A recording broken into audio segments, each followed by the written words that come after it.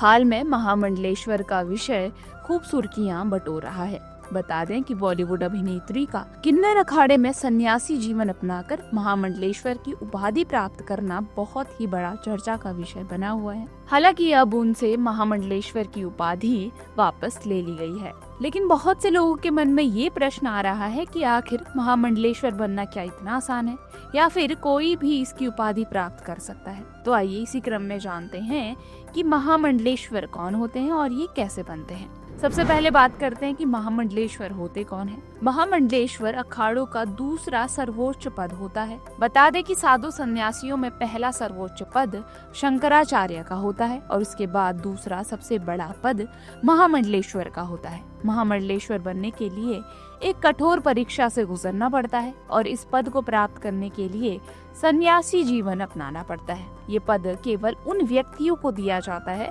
जो शास्त्र, वेदांत और सनातन धर्म में गहन ज्ञान प्राप्त कर लेते हैं। अब बात करते हैं कि महामंडलेश्वर बनते कैसे हैं। जब किसी व्यक्ति का महामंडलेश्वर के पद के लिए चयन होता है तो उसके पश्चात उन्हें संत की दीक्षा प्रदान की जाती है।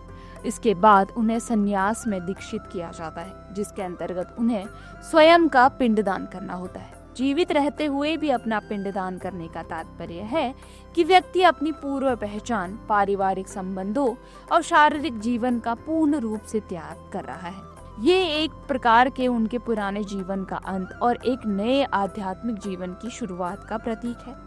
संन्यास ग्रहण करने के बाद पट्टाभिषेक की तैयारी की जाती है। इस पवित्र अनुष्ठान में भावी महामंडलेश्वर का पंचामृत यानी कि दूध, घी, शहद, दही और चीनी के मिश्रण से अभिषेक किया जाता है। ये क्रिया उनके आंतरिक शुद्धिकरण और आध्यात्मिक सोपन में उनके उच्च पद पर आरोहण का प्रतीक मानी जाती है।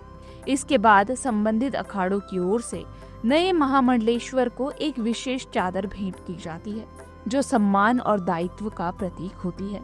इस दीक्षांत समारोह में सभी 13 अखाड़ों के सम्मानित साधु संत सम्मिलित होकर नवनियुक्त महामंडलेश्वर को पट्टू प्रदान करते हैं। यहाँ पट्टू एक प्रतीकात्मक वस्त्र है जो उन्हें प्राप्त उच्च पद और आध्यात्मिक अधिकार का प्रतिनिधित्व करता है। ये एक महत्वपूर्ण धार्मिक प्रक्रिया है और उन्हें एक नए आध्यात्मिक जीवन में प्रवेश कराती है।